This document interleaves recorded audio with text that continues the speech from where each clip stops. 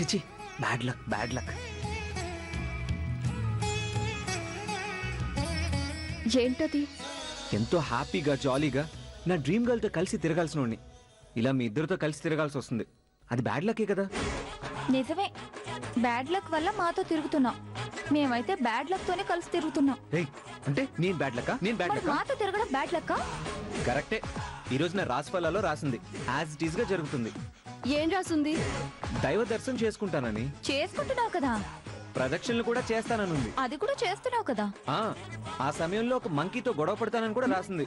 అదేనా భయం. ఇక్కడ మంకీస్ లేవు కదా. మీ చెల్లిందిగా.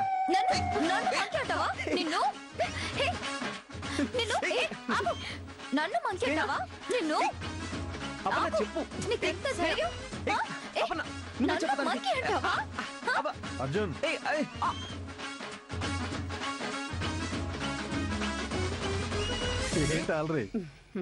బావ మరదళ్ళు కదా, ఎప్పుడు ఏదో గొడవ పడుతూనే ఉంటారు.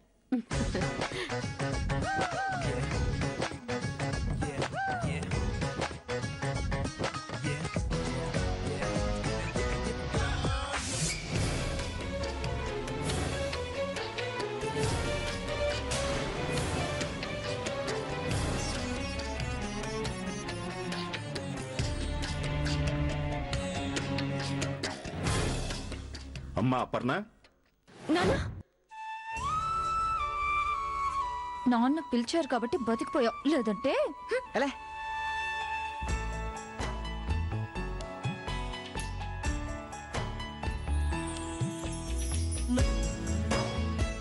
నమస్కారం అండి రాజావారు. నమస్కారం.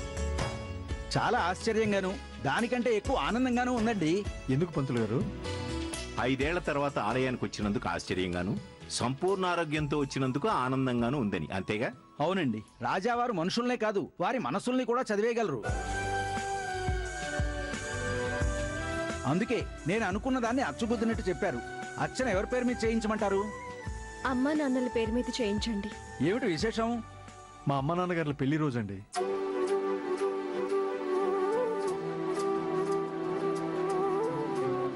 ఓ అదా సంగతి. చాలా సంతోషం. ఈ ఆది దంపతులు కలిసిమెలిసి నిండు నూరేళ్లు చల్లగా ఉండాలని పూజ గట్టిగా జరిపిస్తాను. ఓం మహాగణాధిపతయే నమః. ఓం గణానాం త్వా గణపతిం హవామహే కవిం కవీనాం ఉపమశ్రవస్తమం. యశ్చరాజం బ్రహ్మణాం బ్రహ్మణస్పదాన శృణ్వన్నోతి సీదసాదనం. గురు బ్రహ్మ గురు విష్ణు గురు దేవో మహేశ్వరః గురు సాక్షాత్ పరబ్రహ్మ తస్మై శ్రీ గురవే నమః. ఓం సహస్రశీర్షః పురుషః సహస్రాక్ష సహస్రపాత్ స భూమి విశ్వతో భృత్వా అత్యధిష్ట దశాంగులం పురుషయే వేదగం సర్వం యద్భూతం యచ్చభజ్యం ఉతామృతత్వస్యేషాన యదాన్యేనాతిరోహతి క్షీరోదన్న ప్రదేశే శుచిమణి విలసత్ సైకతైమౌక్తికానాం మాలాక్తప్తాసనస్థ స్ఫటికమణి నిభైర్మౌక్తికైర్మండితాంగః మనోవాంఛా ఫలసిద్ధిరస్తు.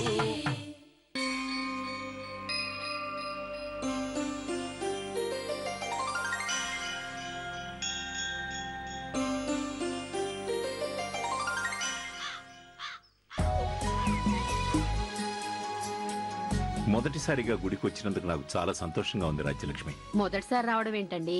ఇంతకు ముందు ఈ గుడికి చాలా సార్లు వచ్చాం కదా. నాకొచ్చిన జబ్బుకి దాదాపు చావును చూసొచ్చాను రాజ్యలక్ష్మి. అదే నాకు ఈ పునర్జన్మ. ఆ దేవుడు నాకు ఇచ్చిన మరో జన్మ. నేను బ్రతుకుతానని గాని మళ్ళీ మీ అందరితో కలిసి ఈ గుడికొస్తానని గాని అస్సలు అనుకోలేదు.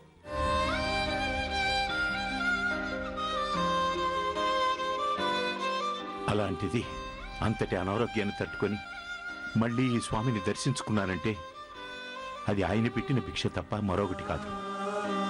అందుకే ఇంతకుముందు ఎన్నిసార్లు వచ్చినా ఇదే మొదటిసారి అన్నది. నాన్న, ఇన్ని ప్రాణాలు మీ ప్రేమ కోసం ఎదురు చూస్తుంటే ఆ దేవుడు మీ ప్రాణాలను ఎలా తీసుకెళ్తాడు? ఒకవేళ తీసుకువెళ్ళాలనుకుంటే 1 కాదు, మీతో పాటు కలిపి 5 ప్రాణాలు తీయాలని ఆయనకు కూడా తెలుసు. అందుకే మాకు బహుమతిగా మిమ్మల్ని వదిలేశాడు. ఈ రోజంటే నువ్వు నా పక్కనున్నావు కాబట్టి అలా కోరుకున్నావమ్మా. రేపు అత్తారింటికి వెళ్తే అప్పుడు కూడా ఈ నాన్న గుర్తుంటాడా తల్లి? ఇలాగే కోరుకుంటావా?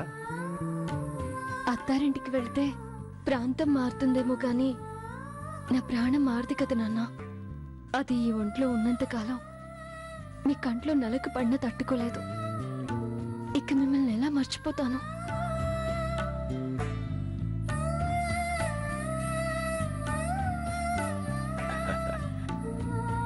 ఈ దేవుడు చాలా సత్యవంతుడమ్మా. మా పెళ్లి తర్వాత వచ్చి మా అమ్మ లాంటి కూతురు నీవు స్వామి అని కోరుకుంటే మా అమ్మనే కూతురుగా ఇచ్చాడు.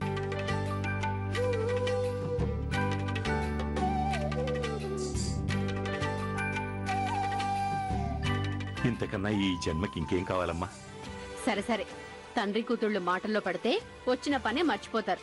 పదండి, మనం తిరగాల్సిన గుళ్ళు, దర్శించుకోవాల్సిన దేవుళ్ళు చాలా మంది ఉన్నారు. సరే సరే. అర్జునేడి?